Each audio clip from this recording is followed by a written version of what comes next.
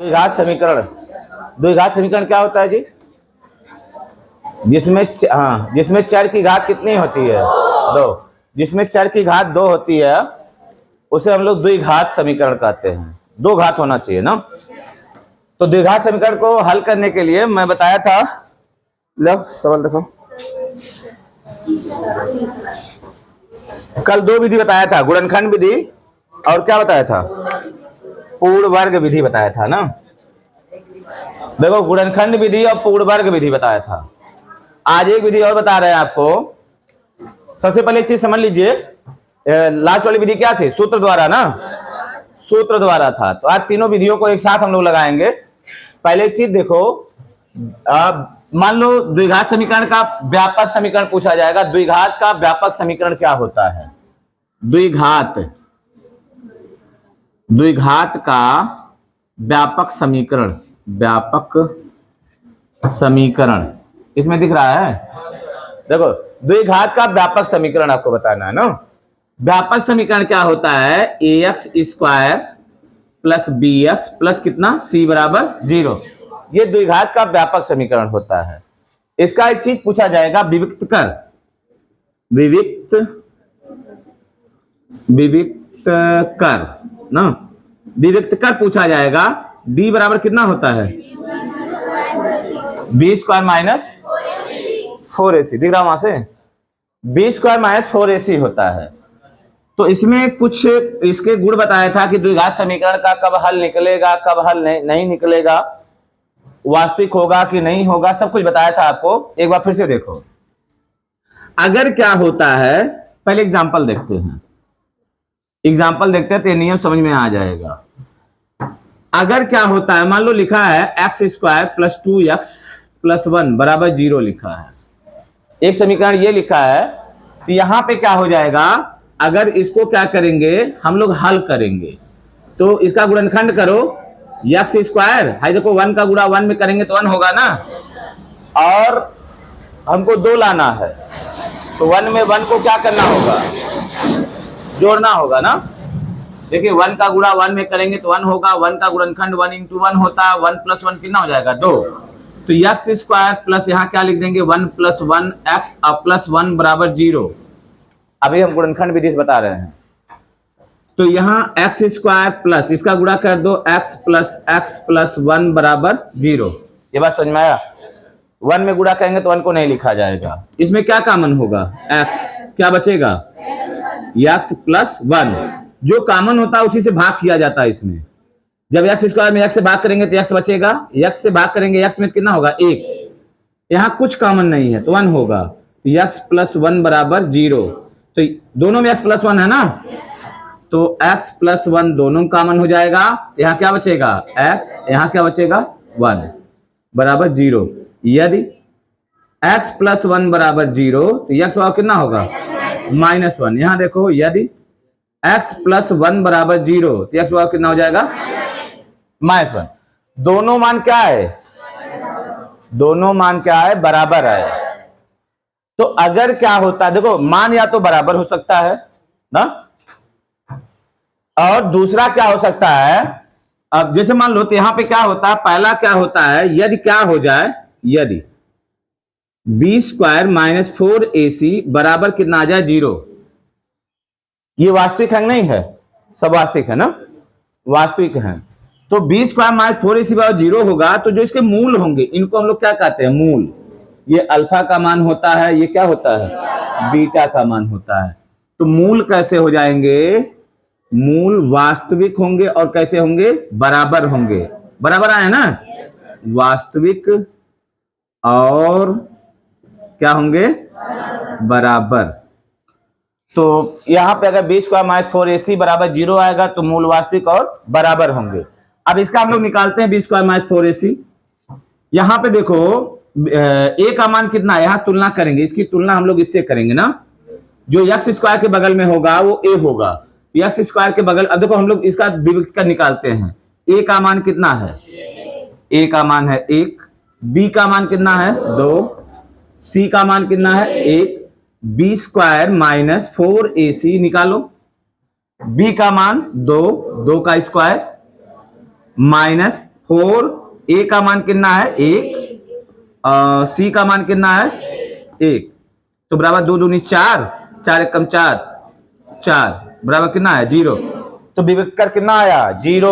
तो जब विविक्त कर शून्य होता है तो मूल कैसे होते हैं, वास्तविक होते हैं और बराबर। अल्फा बीटा का मान दोनों क्या होगा, समान होगा। ये पहला नियम है। फिर दूसरा नियम इसका क्या होता है, दूसरा देखो, अगर क्या हो जाए, मान लो लिखा गया है x² + 3x + 2 बराबर मान लो 0 हो जाए, इतना है। यहां भी विविक्त कर निकालो, a का मान कितना 1, b का मान कितना 3, c का मान कितना 2, इतना हो जाएगा। विविक्त कर निकालेंगे b² - 4ac, विविक्त कर हो जाएगा b² - 4ac, कितना आएगा, b का मान 3, 3 का स्क्वायर -4, a का मान कितना है 1, c का मान कितना है 2, c का मान 2 है, तो 3 त्रिका 9 -8 कितना आया 1। अभी 0 नहीं आया, जब 0 नहीं आया ये ग्रेटर देन कितना है 0, 0 से क्या है बड़ा। तो यहां पे जो मूल होते हैं, मूल क्या होते हैं, वास्तविक होते हैं और असमान होते हैं, वास्तविक होंगे और असमान। देख लेते हैं इसको, हल करो। x², देखो यहां पे 1 है ना, 2 1 कम 2, तो 2 का गुणनखंड करेंगे, 2 1 कम 2, 2 1 3 हो जाएगा, तो गुणनखंड करिए x² प्लस, यहां 3 की जगह कितना होगा 2 + 1, 2 + 1 x अब +2 बराबर 0, x² + 2x + x + 2 बराबर 0। x कॉमन, जो दोनों में होता है वही कॉमन होता है, तो दोनों में x है तो x को कॉमन ले लेंगे, कितना बचेगा x + 2, यहां पे क्या कॉमन 1 कॉमन होगा, कितना बचेगा बराबर 0। x + 2 दोनों में है तो बाहर निकाल लाओ, x + 2 को जब हम बाहर निकाल लाओ तो यहां क्या बचेगा x, यहां उस निकल गया, कितना बचेगा 1। यहां पे हल करो, देखो यदि क्या हो जाएगा x + 2 बराबर 0, तो x बराबर कितना होगा -2। यहां यदि x + 1 बराबर 0, x बराबर कितना आएगा, देखो अल्फा का मान आया -2 और बीटा का मान आया, का दोनों बराबर है, जब बराबर नहीं है तो, और ये दोनों क्या है वास्तविक भी हैं, वास्तविक है और क्या है असमान है। तो अगर ऐसा होता है यानी विविक्त का 0 से बड़ा होता है, धनात्मक होता है, तो मूल वास्तविक होते हैं और असमान होते हैं। तो देखो दूसरा नियम इसमें क्या निकला, दूसरा नियम उसी के आधार पर निकला, यदि क्या हो जाए, यदि b² - 4ac ये ग्रेटर देन 0 हो, मतलब धनात्मक हो, कैसा हो धनात्मक। देखो यहां 1 आया था ना, एक कोई धन संख्या है ना, तो जब ग्रेटर देन 0 होगा तो मूल कैसे हो जाएंगे, मूल वास्तविक होंगे, बराबर नहीं आएंगे ना, मूल वास्तविक और क्या होंगे असमान होंगे, वास्तविक और असमान होंगे, समझाएंगे इतना। तीसरा इसमें जो नियम होता है, तीसरा नियम है, अगर क्या हो जाए, देखो तीसरा नियम होता है, मान लो ये है x² या 2x² - 2x + 5 लिखा है बराबर 0। मान लीजिए ऐसा है 2x² - 2x + 5 है, यहां पे निकालो a का मान निकालिए, नमस्ते, a का मान निकालो, कितना होगा a का मान 2, a का मान 2 आया, b का मान -2, चिन्ह लिखोगे नहीं, b का मान -2 हो जाएगा, c का मान कितना है 5, c का मान 5 है, a का मान 2, b का मान -2, c का मान 5। विविक्त कर निकालो, b² - 4ac बराबर नहीं, b² - 4ac का मनवत निकालना हमको, तो b का मान कितना -2 का स्क्वायर -4 ए का मान 2, सी का मान 5 बराबर 2 दूना 4, माइनस का प्लस हो जाएगा, 4 दूना 8 पच्चे 40, 40 4 में से 40 घटाओगे तो 0 बचेगा। भाई 4 4 खत्म हो जाएगा, नहीं होगा ना, कितना हो जाएगा -36। ये क्या आया, ऋणात्मक, नेगेटिव आया ना। ये लेस देन कितना है 0, 0 से छोटा है। तो जब ऐसा आता है b² - 4ac का मान लेस देन 0 होगा, तो जो आपका द्विघात समीकरण होगा उसका कोई हल नहीं होगा, कोई वास्तविक हल नहीं आएगा, यानी उसको आप हल नहीं कर पाओगे। कब तक, जब तक आप 10 में हो, 11 में आओगे तो उसको भी हल करोगे। समझ में आ रहा ना, क्योंकि जो संख्याएं होती हैं एक वास्तविक होता है, एक क्या होता है, अधिकल्पित होता है। तो अभी आप क्या जानते हो, वास्तविक संख्या, क्या नहीं जानते, अधिकल्पित संख्या, अभी अधिकल्पित नहीं जानते हो। जब अधिकल्पित जान जाओगे तो वो भी हल होगा, लेकिन अभी 10 तक ये हल नहीं होगा। तो तीसरा इसमें नियम क्या बन जाएगा, तीसरा नियम हो जाएगा, यदि क्या हो जाता है b² - 4ac ये लेस देन 0, यानी क्या आ जाए, ऋणात्मक, तो समीकरण का क्या होगा, कोई वास्तविक हल नहीं होगा। तो द्विघात समीकरण का कोई वास्तविक हल नहीं होगा, वास्तविक हल नहीं होगा। समझ जाएंगे ना, ये चीजें होती हैं। तो अगर ये ऋणात्मक आएगा तो हमको हल करने की जरूरत नहीं है, खाली वो बता देना कि इसका कोई वास्तविक हल नहीं होगा। और अगर बराबर 0 आएगा तो वास्तविक हल होगा, और मूल क्या होंगे, बराबर, मूल वास्तविक और बराबर होंगे। और अगर धनात्मक आएगा, 0 के अलावा कुछ आएगा, धनात्मक आएगा, तो मूल वास्तविक और असमान होंगे। असमान माने 5 आएगा तो 9 आएगा, दोनों बराबर नहीं आएंगे। और लेस देन 0 रहेगा तो कोई हल नहीं होगा ना, इसको नोट करो आप।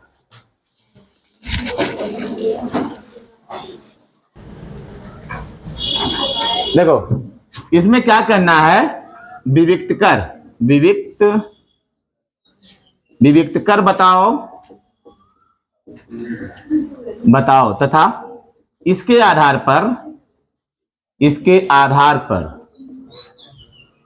पर मूलों की प्रकृति बताओ,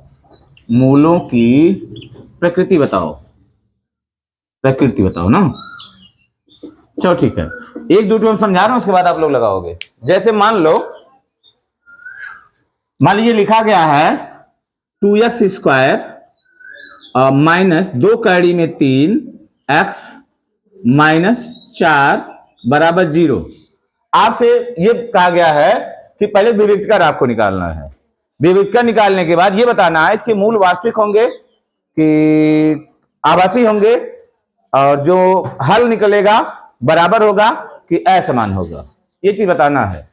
तो पहले हम लोग बताएंगे इसका, बताओ, तुम बताओ a का मान कितना है, इसका क्या नाम है तुम्हारा, उसका क्या नाम है, अर्पिता बताओ a का मान कितना है, 2 है। b का मान कितना है, -2 का ऋण 3। देखो a का मान कितना है 2, b का मान कितना है -2 का ऋण 3, 2 का ऋण 3, c का मान कितना है -4 है, नहीं। अब हम लोग क्या करेंगे, विविक्त कर निकालेंगे। विविक्तर लिखा जाता, विविक्त कर नहीं, विविक्त कर d बराबर नहीं। क्या बताओ, अब बताओ d बराबर कितना होता है, विविक्त कर d बराबर अभी लिखे थे नहीं, कितना होता है, हाँ बोलो, हाँ 20 का -4c, b² - 4ac याद रखोगे। b² - 4ac इसका क्या होता है, विविक्त कर होता है। b का मान कितना है, -2 कड़ी में 3 होल स्क्वायर -4, a का मान कितना है 2, c का मान कितना है -4, c का मान -4। अब देखो माइनस का वर्ग क्या हो जाएगा, प्लस 2 का वर्ग 4, कड़ी 3 का वर्ग 3, कड़ी 3 का वर्ग कितना होगा 3, तो 4 तिया 12, माइनस गुणे माइनस प्लस, 4 दूनी 8, 8 चौक 36, नहीं 32 हो जाएगा। 32 12 जोड़ो 44। ये 0 से छोटा है 0 से बड़ा है? बड़ा है। यानी कि जो डी का मान आया वो धनात्मक आया ना। जब धनात्मक होगा तो मूल कैसे होंगे? वास्तविक और असमान। मूल वास्तविक और असमान। हाँ सुता बता, तेरी बारी है ना। तो मूल वास्तविक और असमान होंगे, इसलिए मूल वास्तविक और असमान होंगे। असमान होंगे, समझ जाएगा। अब अगर मान लो, अब मानो नहीं, अब आप करके दिखाओ। चलो बनाओ। 3x² प्लस 2x माइनस 4 बराबर 0। फिर x² प्लस 4x प्लस 4 बराबर 0। x² माइनस 3x प्लस 4 बराबर 0। 2 कैरी 3x नहीं, 2x माइनस 3 कैरी में 2x प्लस 3 बराबर 0। बताइए मूलों की प्रकृति बताइए और क्या नाम होता है विविध कर बताइए।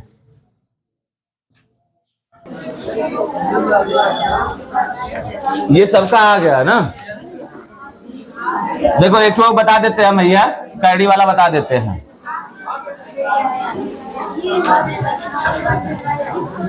देखो ये वाला ना बोलो, देखिए ये वाला हम बताते हैं। 2x, a का मान कितना है 2, b का मान माइनस 3 कैडी में 2 और c का मान 3।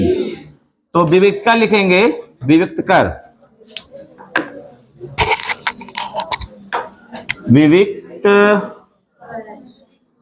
विविक्त कर। d बराबर हो जाएगा b² माइनस 4ac। देखो जो बराबर चिन्ह लगाते हो एकदम बढ़िया बढ़िया लगाना चाहिए, देखने में अच्छा लगता है। तुम लोग लिखने का देखो, लिखने का तरीका आपका बढ़िया होना चाहिए, तब मैथ कॉपी एकदम सही दिखनी। लोग कहते हैं मैथ की कॉपी में क्या नाम होता है वो नहीं देखा जाता है, राइटिंग नहीं देखा। अरे ओका बोका लिख के चले आओगे ना, कुछ नहीं मिलेगा। उसमें भी तरीका होता है लिखने का ना। अब b का मान कितना है माइनस 3 कैडी में 2 का होल स्क्वायर माइनस 4। a का मान 2, c का मान 3। हो जाएगा 3 माइनस का वर्ग प्लस हो जाएगा 3 त्रिक का 9, कैडी 2 का वर्ग 2, 9 चौक नहीं 9 दूना 18 माइनस 4 दूनी 8, 8 त्रिक 24 घटाओ माइनस 6 बचेगा ना। जब माइनस 6 बचा ये ऋणात्मक है ना, तो मूल कैसे होंगे? वास्तविक नहीं होंगे। मूल वास्तविक नहीं होंगे, मूल वास्तविक नहीं होंगे। क्या इनको हल कर पाओगे? नहीं, अभी नहीं हल कर पाएंगे ना। उसके बाद देखो आएगा सूत्र द्वारा हल करना, द्विघात समीकरण को सूत्र द्वारा हल करना। तो देखिए कैसे हल करेंगे। सिद्धाचार्य सूत्र हम लोग देखते हैं, समझिए। 2 सवाल हम बता रहे हैं, 2 एक 2 आप लगाओगे। सिद्धाचार्य सूत्र द्वारा समीकरण को हल करना। श्रीधराचार्य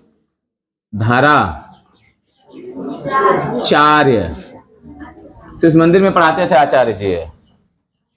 सिद्धाचार्य किस कार्य किस मंदिर नहीं, सिद्धाचार्य सूत्र।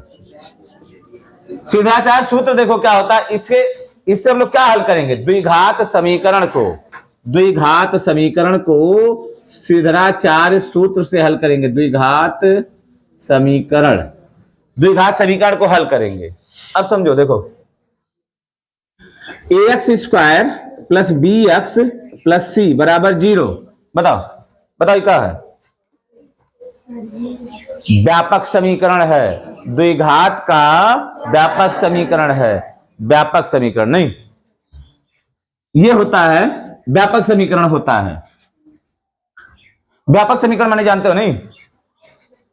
जैसे मान लो कपड़ा खरीदने जाओ तो इतना, मान लो कपड़ा खरीदने जा रहे हो आप, रेडीमेड कपड़ा है, तो इतना बड़ा बक्सा लाएगा, उस बक्से में से एक ठो दिखा देगा, कहेगा कुल ऐसे होंगे, नहीं कुल नहीं दिखाएगा, खोल खोल के कहेगा ये एक ठो है, सैंपल पीस है, इसी देखिए सब इसी तरह से हैं, तो वही है ये का है, वह है जो दिखाया जा रहा है, यही है, सब इसी तरह होंगे, यही व्यापक समीकरण कहलाता है। नहीं तो सब जितने भी समीकरण द्विघात के होंगे सब इसी तरह होंगे, तो यही चीजें उसमें बताया गया है। नहीं अब सूत्र क्या होता है, देखो सूत्र क्या होता है, सूत्र होता है यक्स का मान जो निकालते वो होता है minus B plus minus under root B square minus 4ac बटे 2a, यही सूत्र होता है, याद रहेगा। कुछ लोग इसको देखो क्या करते हैं, गलती क्या कर देते हैं, यहाँ पे हाई जो बट्टा है, बट्टा इतने दूर लगाते हैं, इतने दूर लगाओगे तो जो नंबर है वो मिलेगा नहीं, थोड़ा दूर मिलेगा। मान लो यहाँ 4 लिख देगा, नहीं मान लो 8 लिख देगा, 8 के आगे कुछ नहीं लिखेगा, 8 नंबर पा जाओगे, और इसी के आगे कुछ बढ़ा देगा मान लो, तब तो ढेर खुला हो जाएगा। नहीं इसलिए बट्टे को क्या करोगे, पूरा बढ़ाओगे, पूरा बढ़ाओ, गलती नहीं होना चाहिए, गलती हुआ तो हाथ कलम कर देंगे हाथ को कलम कर दिया जाएगा। नहीं देखो अब बताओ, क्या बताओ गरिमा, बता बी स्क्वायर माइनस 4ac क्या होता है,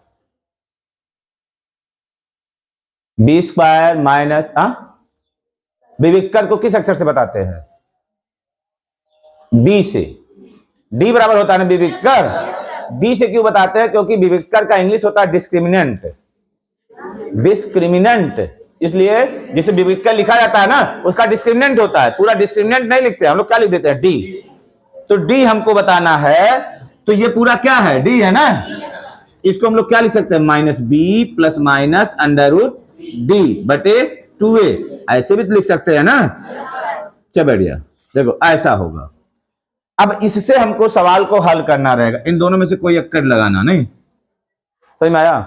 अब हम बता रहे हैं, 2 सवाल बता रहे हैं, उसके आधार पे आप लोग करोगे, लगाओगे। एग्जाम्पल देखो, अभी पूर्व भी बताना था हमको, फिर से दोहराना थोड़ा सा।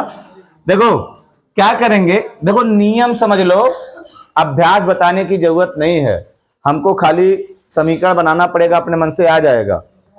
सब लोगों को चाहिए क्या नाम होता है, नियम समझो। हमको अगर बताना होता तो अभ्यास में पहले बता देते ना, बार बार कहता हूं नियम आपको समझाता हूं, नियम समझते नहीं हो, डायरेक्ट उसके बाद अभ्यास चलते हो।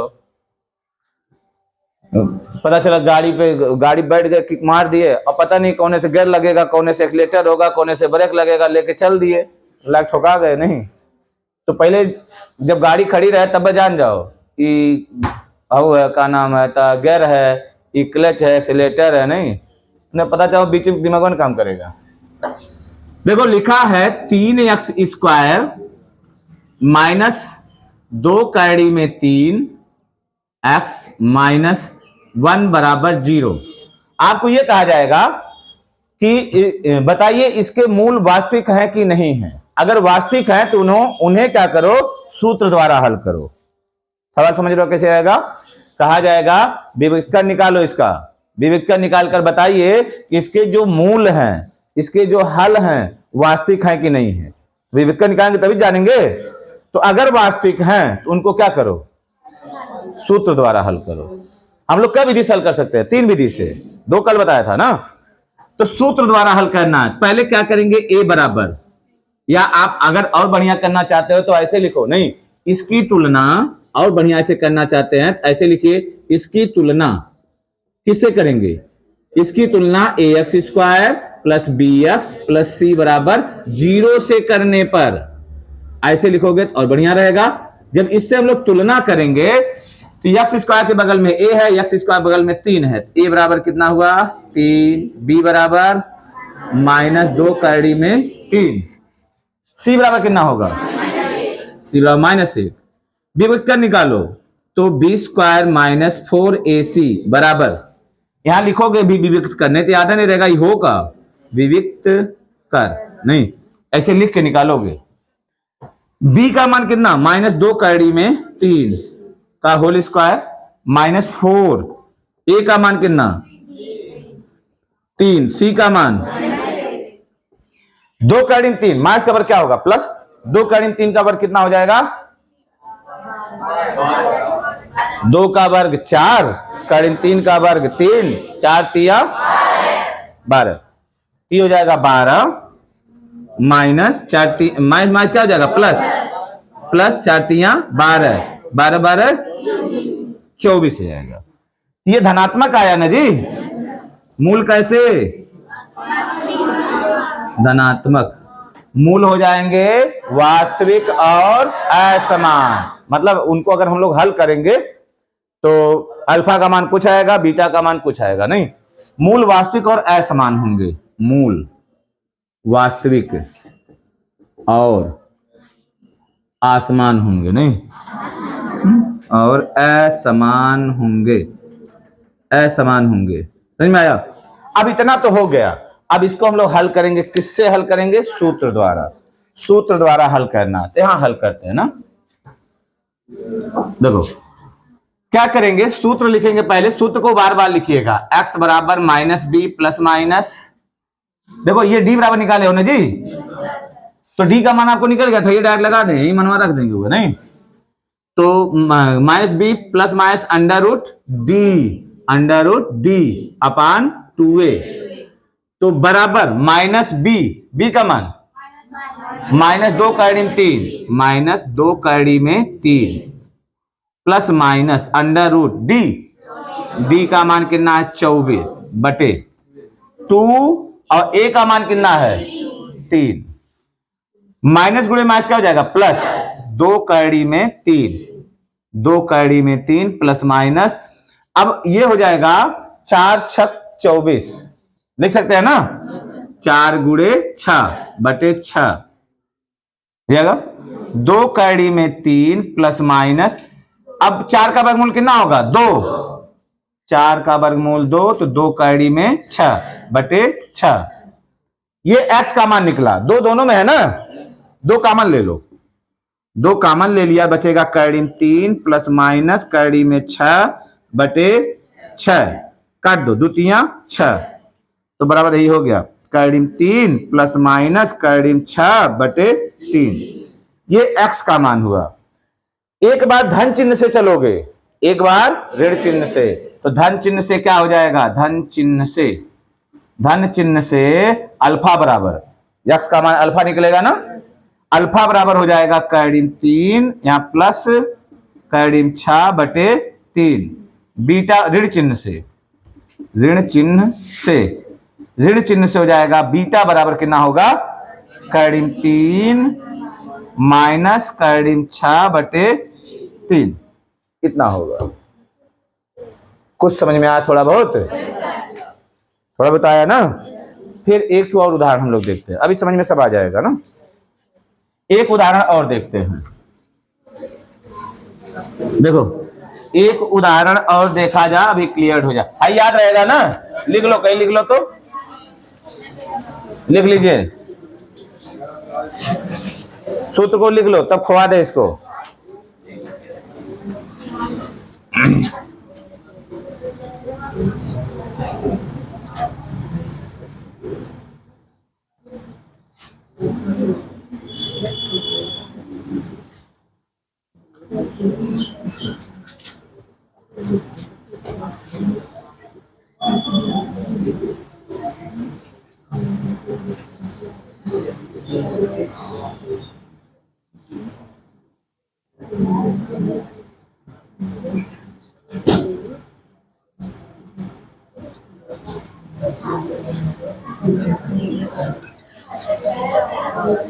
हो गया। एक उदाहरण यहां देखो है, चलो लगाओ, पहले नहीं आएगा तो हम बताएंगे। X square plus 4x minus न प्लस 3 रहेगा बराबर 0, प्लस रहेगा चलो इसको लगाइए, पहले आप देखिए इसका हल है कि नहीं है।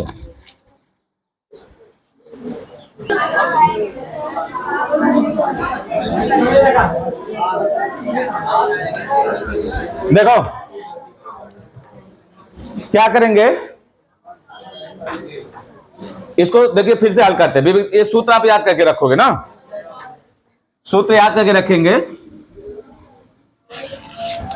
क्या करेंगे, यहां ए का मान कितना है, ए का मान 1, बी का मान 4, सी का मान 3, डी निकालो, B square minus 4ac, B का मान 4, 4 का स्क्वायर माइनस 4, ए का मान, सी का मान 3, 16 माइनस 12 कितना बचेगा, 4 बचेगा। धनात्मक आया ना, मूल कैसे होंगे,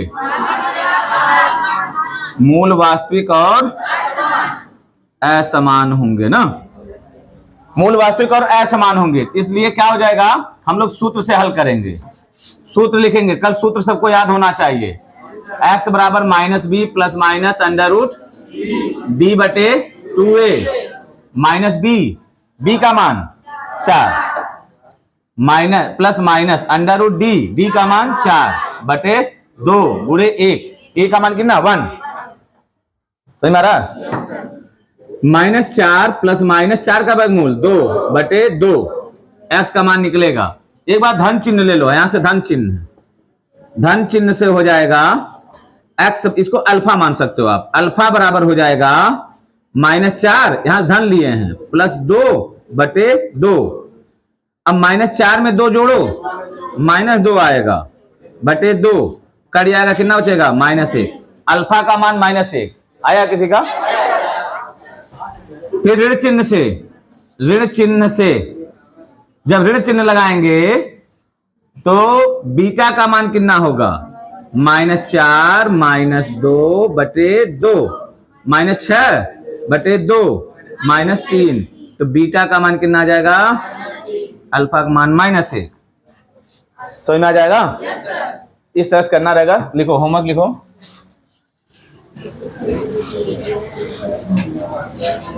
लिखिए, घर से लगा के आना है। पहले आप विवेक निकालिएगा तभी लगाइएगा ना।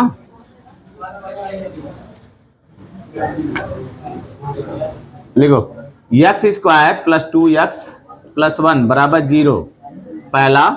दूसरा हो जाएगा x square plus 6x plus